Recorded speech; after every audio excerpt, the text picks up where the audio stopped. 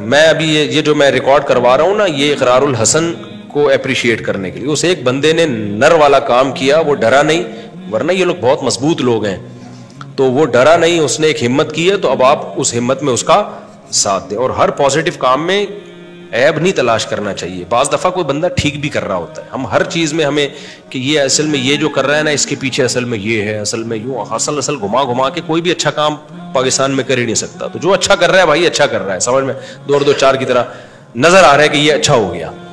ہمارے لیڈروں میں کوئی اچھا کام کرے گا تو جو اپوزیشن کے ہیں وہ کہتے ہیں اصل میں یہ تو لوگوں کو بیوقوف بنا رہا ہے. آپ کا جب وہ لیڈر ہوگا تو بیوقوف نہیں بنا رہا، جب اپوزیشن میں ہوگا تو وہ کیا کر رہا ہے؟ بیوقوف بنا رہا ہے. تو جو بھی اچھا کام کر رہا ہے آپ نے کیا کرنا ہے؟ اپریشیٹ.